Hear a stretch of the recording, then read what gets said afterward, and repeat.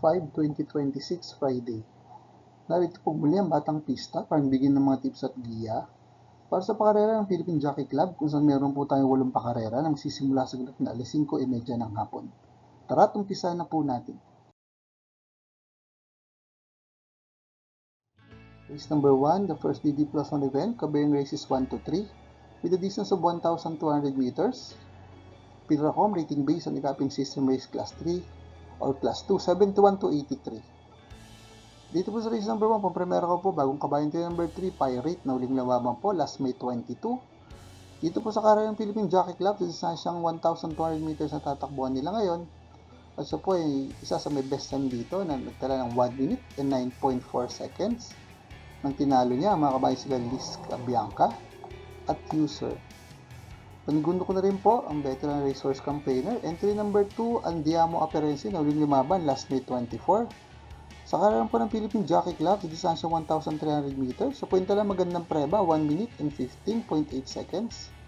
Nang siya ay nasigundo sa magaling na kabayan si Ace of Diamonds. Wala pa po siyang takbo sa distansya 1,200 meters.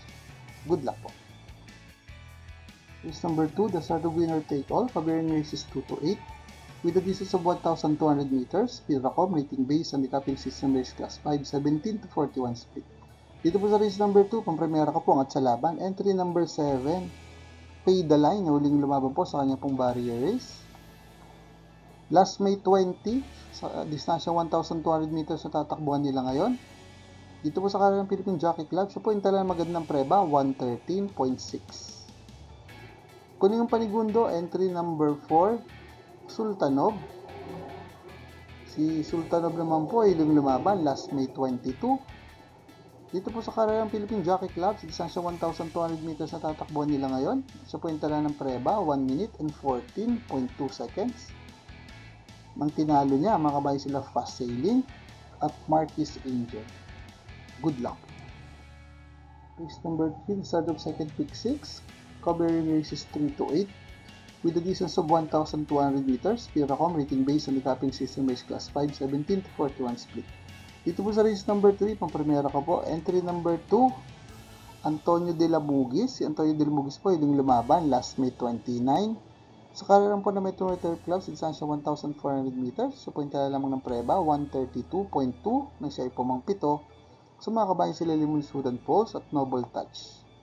Pero bago po yung last May 22, dito po sa karera ng Metro ng Philippine Jockey Club, sa distansya 1,200 meters, so point tala ng preba, 118.2, nang siya ay pumangpito. So mga kabayan sila They Will Be Done at Instant Message. Pero last April 26, sa karera naman po ng Philippine Jockey Club din, sa mas mahabang distansya 1,400 meters, so point tala magandang preba, 128 sarado. Nang siya ay pumangatlo, sa mga kabayan sila Attorney Winona at Marvin's Pride. Kunin yung panigundo, entry number 3, Early Bird, na uling lababan po last May 23. Dito po sa karera ng Philippine Jockey Club, sa distansya 1,300 meters, at siya po yung magandang preba, 122.2, nang siya ay nasigundo sa nanalong kabayan si GCT. Ang uling panalo niya pong naitala ay nagawa niya last April 19 sa karera po ng Metro Retail Club. Sa distansya 1,400 meters, sa point ng preba 129.6, nang tinalo niya ang mga kabayan sila Marengo at Maki Boy. Ang pinakamandang preba niya pong natala sa ngayon sa distansya 1,200 meters, dito po sa karera ng Philippine Jockey Club ay nagawa niya last March 25, kung siya po ay nagpreba ng 1 minute and 14.4 seconds, nang siya ay nasigundong dikit sa nanalong kabayan si Equiten. Good luck! Shout out Batang Pista! Race number 4, the start of pick 5, covering races 5 to 8. With a distance of 1,200 meters, Pilracom rating based on the capping system race class 5, 17 to 41 split. Dito po sa race number 4, pampremera ko po, Diadong Kalok, entry number 1, Lucky Julia, na uling lumaban po last May 22. Dito po sa karera ng Philippine Jockey Club, sa distansya 1,200 meters, sa puwita na ng preba, 116 sarado, ang siya pumang-apat. So mga kabayan sila Kalagbagan River at Golden Area. Pero bago po yung last May 8, sa parehas sa distansya at karerahan, siya po yung talang magandang panalo at nagpreba ng 115.6. Nang tinalo niya, mga kabayan sila Quincy at Popoy and Basha. Kunin ko na rin po panigundo yung number 2, Central Bank, na uling nababan po last May 23. Dito po sa karerang Philippine Jockey Club sa distansya 1,300 meters, siya po yung talang magandang preba, 121.6. Nang siya po mang-apat sa mga kabayan sila Freedom Lover at Archie Hall. Pero bago po yung last May 6 sa distansya 1,200 meters sa tatakbuhan nila ngayon dito po sa karerang Philippine Jockey Club, siya po yung talang ng preba, 115, sarado, nang siya ay na segundo sa nanalong kabayan si Malibu Bell. Kunin ko po pantersero, entry number 6, Galactus. Si Galactus po yung lumaban last May 20. Dito po sa karera ng Philippine Jockey Club sa distansya 1,200 meters, natala niya po ang kanyang best time dito na 1 minute and 15 seconds nang siya ay pumang-apat sa mga kabayan sila Kipi Taki at Twinkle Toes. Good luck po. Race number 5, the start of peak 4, covering races 5 to 8. With a distance of 1,200 meters, Pilracom rating based on the capping system race class 4, 42 to 56 feet. Dito po sa race number 5, pang-primera ka po, matibay sa banderan. Entry number 2, Grand Laughter, na uling nababampo, last May 16. Sa kararan po ng Metro Manila Turf Club, sa distansya 1,400 meters, sa po yung dala ng preba, 127.2, nang siya pumangpito. Sa mga kabayan sila River Rose at Top Star. Ang last run niya po sa karerang po ng Philippine Jockey Club ay nagawa niya last April 24. Sa distansya 1,200 meters sa tatakbo nila ngayon, at siya po yung tala magandang preba, 1 minute and 12.6 seconds. Nang tinali ang malayo, ang mga kabayan sila Backpage at Ninong. Kunin yung panigundo na rin ang mga kalaban niya. Entry number 5, Concrete Solution, na uling lumaban po last May 16. Sa karerang po ng Metro Manila Turf Club, sa distansya 1,400 meters, siya po ito na magandang preba, 126.4, nang siya ay nasigundong dikit. Sa nanalo kabayan si Phil the Burn. Tinalo niya puro sa datingan ng Tamersero na si Han City.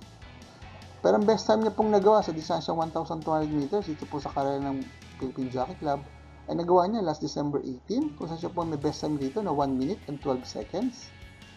Nang siya ay nasegundo sa nanalo kabayan si Justifiably So. Good luck! Paalaala mga katropang karerista, please click like, subscribe, and hit the notification button para makatanggap ng mga updated videos and race results. Race number 6, the last DD Plus tournament covering races 6 to 8 with a distance of 1,200 meters. Pilracom rating based on the capping system race class 4, 42 to 56 feet. Dito po sa race number 6, pang-primera ka po, Diado, pero mababa na sa laban. Entry number 4, Wild is the Win, na uling lumaban po last May 23. Dito po sa karerang Philippine Jockey Club sa distansya 1,300 meters, siya po yung dala ng preba, 1 minute and 18.8 seconds. Nang siya inalyamado, ngunit po mga apat lamang. Sa mga kabayan sila Gold Honey, Frosty Raven at Elena Bell.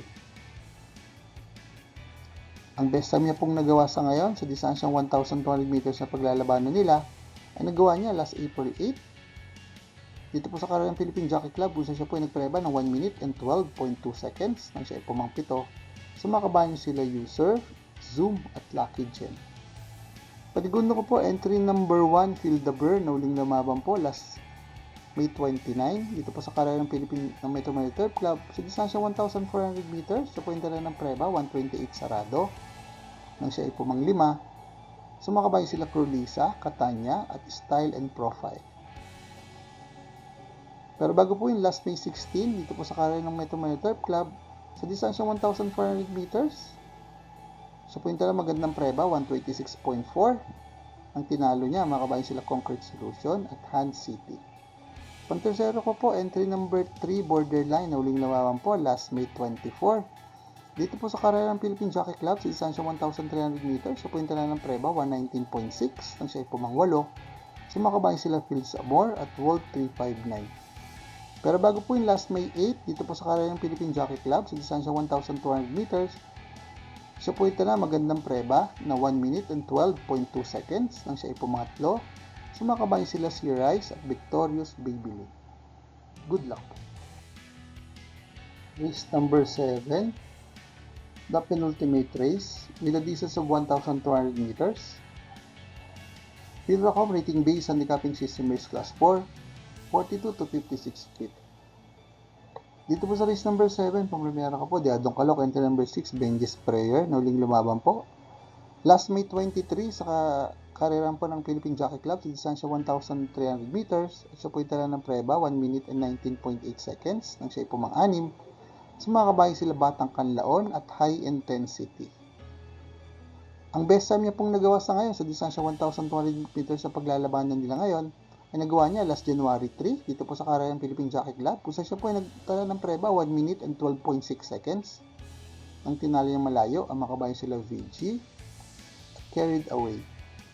Panigundo ko na rin po entry number 5 Simply Jessie na huling lumaban po last May 22. Sa karerahan po ng Philippine Jockey Club sa distansya 1,200 meters siya po yung tala ng preba 1 minute and 13.4 seconds. Ang tinalo niya ang makabayan sila Everything at Gentle Giant. Good luck po. Race number 8, the last race of the day with a distance of 1,200 meters. Philracom rating based sa decapping system race class 442 to 56 feet. Dito po sa race number 8, pang-premiera ko po may angat sa tempo. Entry number 10, Stripes of Pink.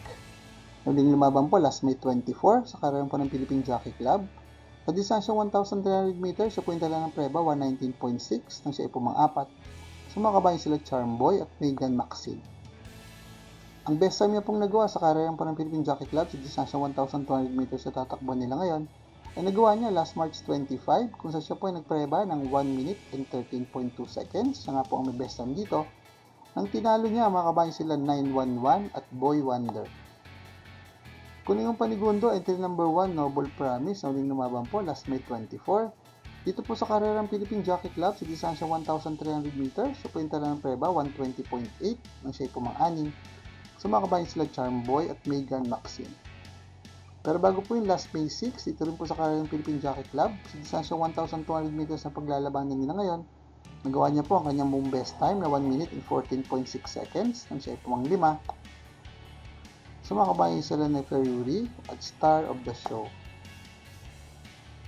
Pang-tercero ko po, entry number 2, Grand Monarchs, na huling lumabas sa kanya pong barrier race last May 20. Sa distansya 1,200 meters, siya punta na ng preba, 1 minute and 15 seconds. Ang best time niya pong nagawa ngayon sa karerang po ng Philippine Jockey Club, sa distansya 1,200 meters, ay nagawa niya last November 26 kasi siya po nagpreba ng 1 minute and 12.8 seconds. Nang siya ay pumangatlo, sumakabayan sila Gemma Bell at Spellbound. Good luck po. For the complete results of these previous races, you may watch the Batang Pista Rewind results and dividend. JC next racing day schedule will be on June 6 and 7, Saturday and Sunday.